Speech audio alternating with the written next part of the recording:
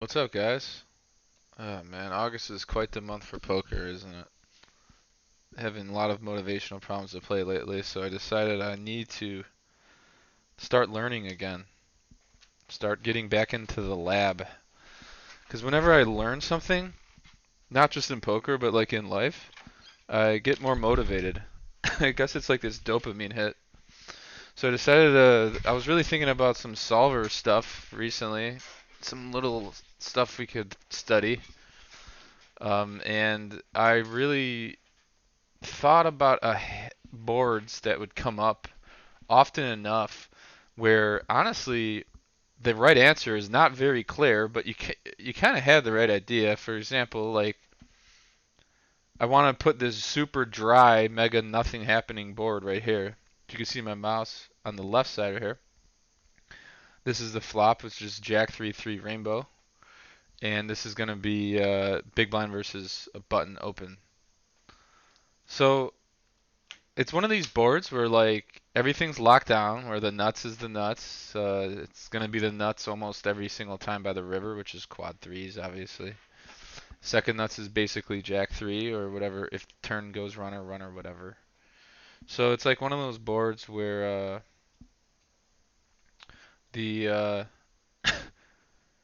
sorry, I'm adjusting my volume. Hopefully that's okay for you guys. I'm not gonna use the video on this one for my face. It's just unneeded.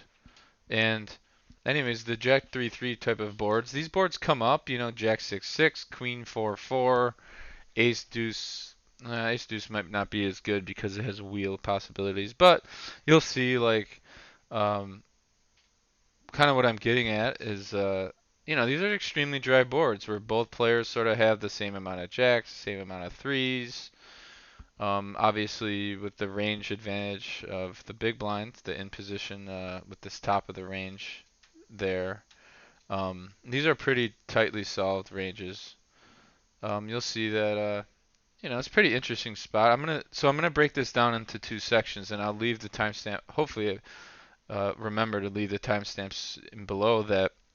The first the first section, I'm going to break it up into a small bet strategy, which is optimal.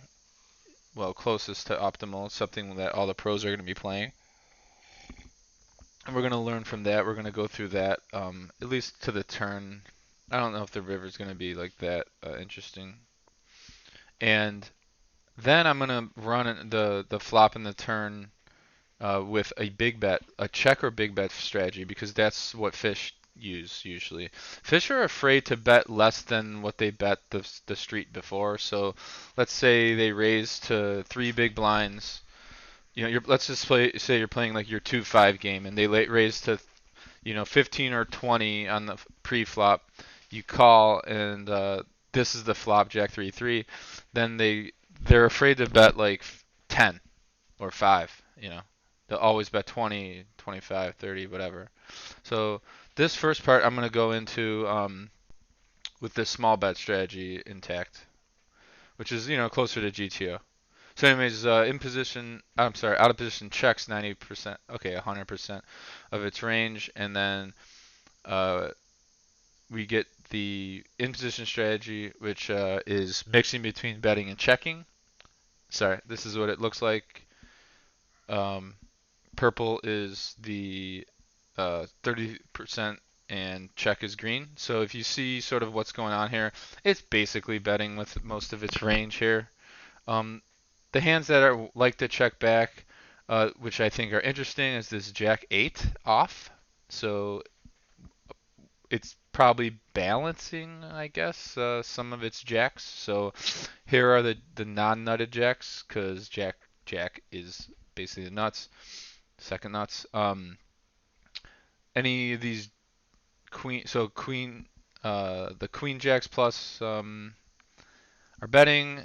Jack 10 off is splitting. Jack 10 suited is mainly betting. As you can see over here, let me lock that node right here. Jack 10 of diamonds, so the one suit that's not here is splitting.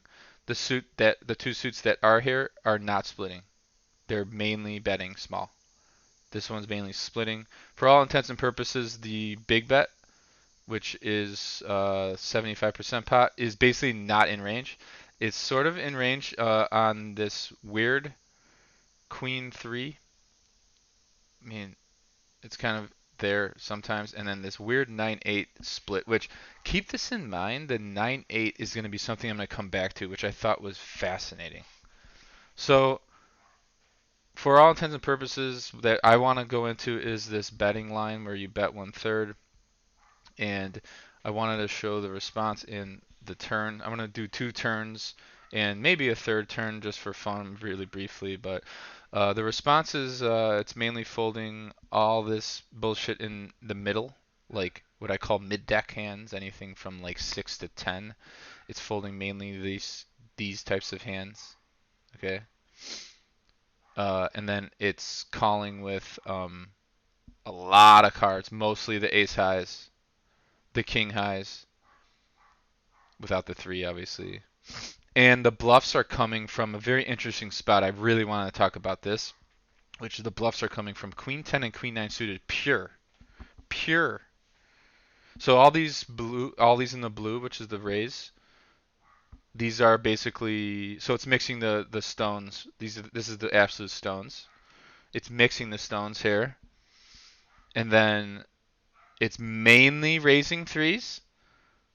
So I just wanted to go over, like, if you're in this spot and someone check raises you, which it should only be raising 13.5% of the time, uh, they mainly have the nuts, and it's mixing a little bit of queen 10s, queen 10 and queen 9 and king 10, king 9, sorry.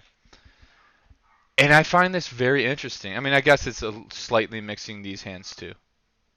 Ace deuce, which blocks, which is a gutter and blocks. King deuce, which has just like a deuce blocker, I guess, and blocks like ace king, I guess. I mean, I don't know. It's kind of a weird hand, but I could see ace deuce. But queen 9 and queen 10. So what I've sort of come up with on my own is it's got to be just blocker effects to the jack. Because you're not going to be, because none of queen 9, 9, so if you think about the hands with 3s in it, 9-3, queen 3, no. I guess it's blocking the jacks. I mean, this is just like pure balance. This could be some sort of overfit solver bullshit. But if you're seeing here that this is the main bluffs. These 3 right here. A little bit of king queen with the king of diamonds. So I just want I do want you guys to understand, because this is an 80% pot raise, check raise, is, oh jeez, this dog keeps barking. Excuse my neighbor's dog. But when you get raised on this, when you get check raised on this board, I mean, they're nutted, basically. There should be no raising by check raising. So if you're holding a bullshit hand, I mean, is a fish really gonna find queen 9 or queen 10? So what you got to do in real time is look at the fish or look at your opponent. If he's not a fish, whatever, everyone's a fish. And be like, does he know that queen 9 and queen 10 and parts of king 9? So sort of these hands, maybe king 4. I'll throw king 4 in pure. Is that, do they know that that's where the bluffs are coming from? I mean, so let's see when they raise. Our response is to mainly call. I'm sorry, raise. Oh my god, this dog's killing me. Sorry, guys. You're folding half of your range and you're calling half of your range. Because I think the reason why it's calling a lot of these ace um, ace highs is because of the straight, like, gutters for the wheel gutters, and then it's like pure calling all these in here, and maybe that's because of uh, mainly the backdoor flush draws plus maybe backdoor straight draws. Like if you're holding king jack suited and the turns Oh, I'm sorry, King Jack's a pair. You're holding King 10 suited, and the turn's the 9 of hearts. Then you're gonna you're holding King 10 of hearts, and the turn's the 9 of hearts. I mean, you got tons of equity. The problem is, and maybe this is where I'm kind of missing something, is you're mainly raising nutted hands, hands with the 3 in it. So you got to understand that, like, when he raises, your calling range is really only going to be against a bot that's able to bluff the queen 10 and queen jack, or queen, what was it, queen 9 and queen 10 suited. So I would just overfold this spot if you get check raised. So that's the first thing I wanted to go over, is like overfold a check raise here, since most of the raises are coming from the nut 3, the trips. And of course I'm saying if you don't have it, if you don't have a 3, you could call your jack. You could definitely call it jack, but the bluffs aren't there. So let's go into the call, and I'm gonna do the ace of diamonds, which is an interesting card. It's still the most disconnected that I could think of. Maybe the king of diamonds would be better, because the ace of diamonds brings in, and we could quickly go over the king of diamonds. The ace of diamonds brings in a gutters to the wheel and to Broadway. Oh, sorry, I went down this path already. Uh, in position, out of position, has 100% check, which I don't get why this is even colored in blue here, since it says 100%. So maybe, I don't know, something weird with the solver. And then the response is to mainly check 70% of our range. You see all this, and our big bets, which is 130% pot, is mainly coming from the good threes,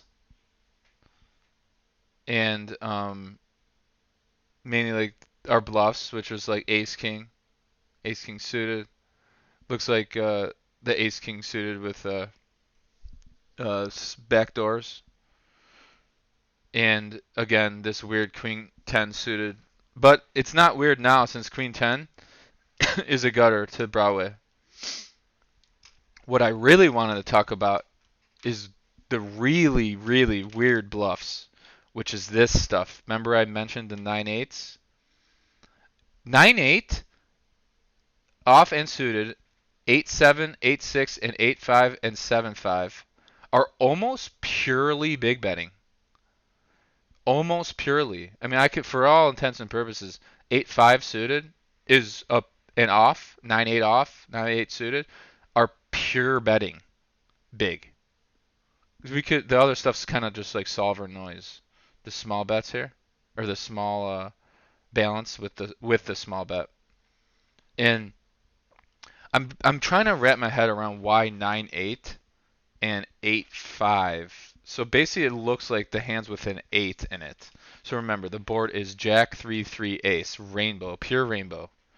Why are these hands? This is where I was like amazed by this.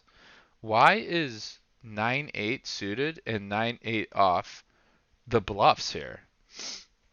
What I could sort of, what I guessed at is that it's blocking the Jack 8s and the Jack 9s. Is that correct in my thinking? I mean, I would love for you guys to like tell me, because I really don't know.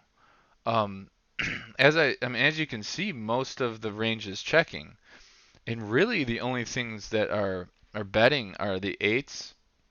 I mean aces, sorry, aces.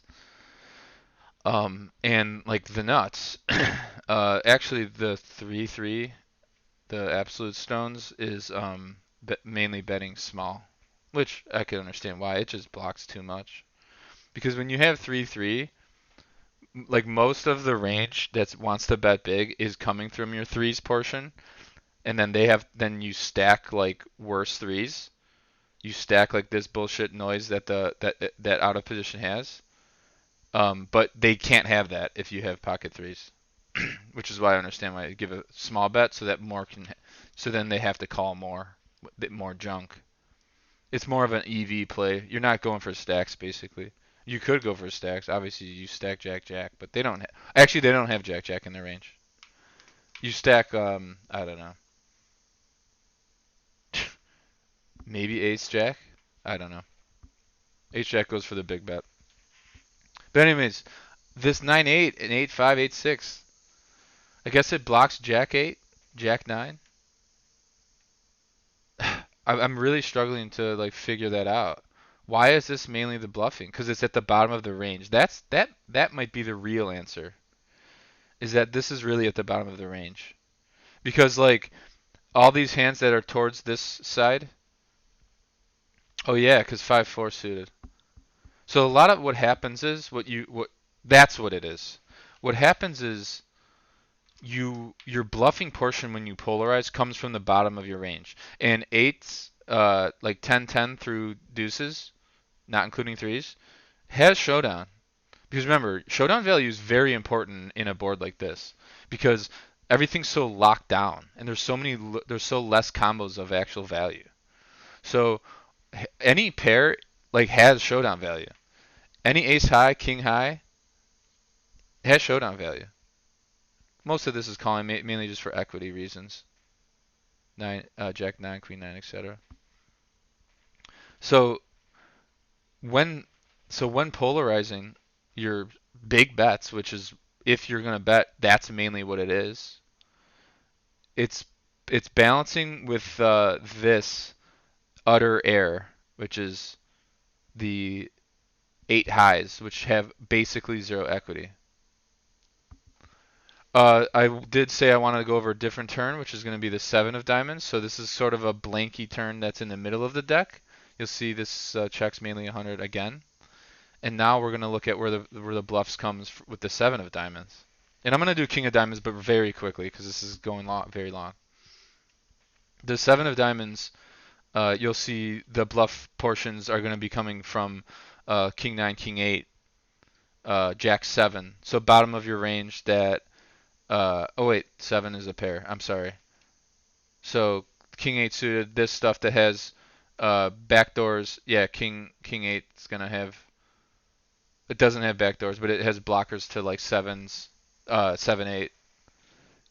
Queen 8's gonna have blockers 7 8. Yeah. So this is gonna where your bluff portion is gonna be coming from with the 7. It's fairly obvious when you put a turn card. Oops. When you put the turn card that's sort of closer to the 3 where your bluffs come from. It's going to be coming from like straight draws. So I put in the 4. So 4 diamonds, 3 3 4. You're going to see uh, these bluff hands 5 6 7 6. These are bluffs that have straight draws. Jack 4 is, oh, that's a pair. Jack 4 suited is actually bets big. That's pretty sweet. And actually, along with these straight draws, your bluffs are going to still come from your king 8, 9 8, queen 8 portion. So you got to put in your mind that it's the hands that have little showdown value that blocks some combos that are at the bottom of your range. So you got to think about what's at the bottom of your range. Remember, the bottom of the range isn't always here. That I think that's the main like takeaway that I'm trying to get after. A lot of times you look at your range, and you know a lot of like the on these boards that like have like aces and kings and queens and etc. All of the values up here and all the bluffs are down here. Well, the bluffs here this time are right here because there's value in the threes, you know. And then really quickly I'll go over the king of diamonds, and you're gonna see. Oh, this is complicated. So now where do your bluffs come from? This is pure. This is very mixish. Yeah, this is like mixing everything. This is complicated. This is something that might want to go over in a different video. But it looks like you're mixing with your pocket queens and your ace nines with small bets. Your big bets are going to be coming from your kings. You're going to try to get value from queens when you bet small from this portion of the range that has to call that you're beating against with the Jack nines and 10 nines. Okay, that's pretty complicated stuff. And just to show the ace, I'll do the ace of clubs that gives a flush draw. You're gonna see some of your bluffs are gonna be coming from mainly your club draws right here. So this is the bottom of your range with club draws. Yeah. Now you're betting even more because it has clubs. Because these cards have clubs. Look on the left right here. This is where I'm looking right here. Sorry. 5-4 is betting purely of clubs is betting purely. So this is where your bluffs are going to come from.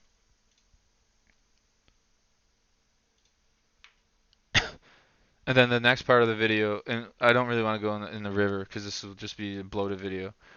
I'm going to really quickly for the next like few minutes go over where what happens, how you're going to play the flop in some turns against a check or big bet, and I'll go over that in the next section. But I just want to really quickly go over. This is like a pure mixed strategy, and this is really complicated. Wow. So you can't really go wrong with any size bet here. I think the only time you're going wrong is if you see a lot of blue or a lot of purple. So like if you're betting small with ace king suited, you're doing it wrong. So the big bet is 130 over bet, and the small bet is so it's actually not using this blue, the light blue often. So we could actually discount this 1/3 size bet. It's mainly going for bigger bets in general. So anything close to the pot is going to be an okay strategy here. So it's going to be, since you have nut advantage, you have this range advantage up top. Range advantage, not nut advantage. With the kings, because you have all the ace kings, all the queen kings, etc., all this stuff, you're going to be going for a bigger bet, leveraging your range advantage. And obviously your bluffs are going to be coming from your club draws when it's the king of clubs. So yeah, I'm going to go over right now what happens against a player, mainly a fish, who's only checking or betting big on the flop. Hey guys, so this is the solved tree with big bet only or check, which I have at 60 2/3 pot. And if I could bring up the other solve here, one of these days I'll get it over here. And if you compare these side to side, this is just a video of it. You can see that, I guess this will do for now. The ranges, this is kind of small, but the ranges are very similar. You're just gonna have like, okay, so like pocket deuces is like the easiest to see. Is you're just gonna have more combos that go for this bet, this small bet, rather than, and there's more checking. I'm sorry. There's more checking when there's the big bet. But as you can see, it's so similar in terms of which ones are betting and which ones are not. So actually on Jack 3-3, a big bet is actually it's okay. And I think that's something to take away, that I've learned that big bet might actually be preferred. I mean, these are almost identical. Almost. Not quite, but almost. And then let's go to the bet when he does bet big. Excuse me. And we get a call. I'm sorry. Let's see what calls compared to the other one. And it's basically the same. Yeah, it looks very similar. So I really like this big bet on the boards like this. A range maybe not the best.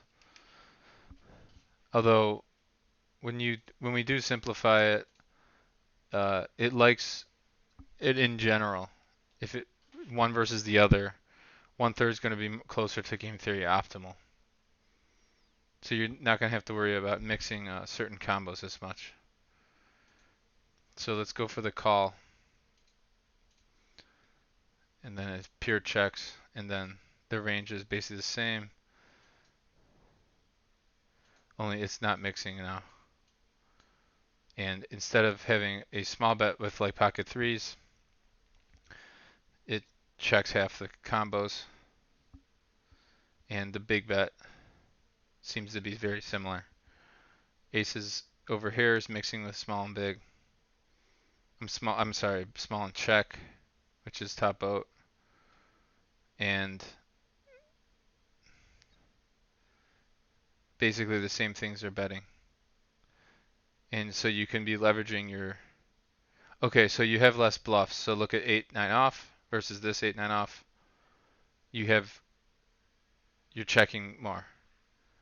Since they have to have more of their range, your bluffs are coming more from 10-9 off instead of this 8-7 off, 8-6 off, and 9-8. So it's a weird shift between the 9-8 and the 10 and the 9-10. Interesting. Not much small betting here. Anyways, so, or here, I mean. So you could be simplifying it and leave the 1/3 bet out of there. Go back to a big bet strategy. And part of it is that they have pocket tens in range when you check. Tens does not check here.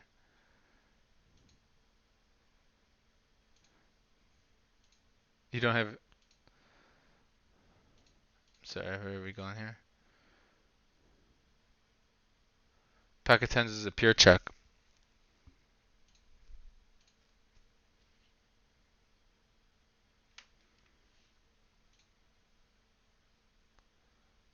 Pocket tens checks again after the check. So that's why your big bets are, or your bets are coming from the top of your range. So your range is doing way more checking on the turn with the ace of diamonds. That's what it is. You don't have jacks because jacks bets to flop. Right here, pocket jacks is a pure bet. So you got to find this. You got to find the differences between these two ranges here. Jacks slightly mixes here. Jacks pure bets here.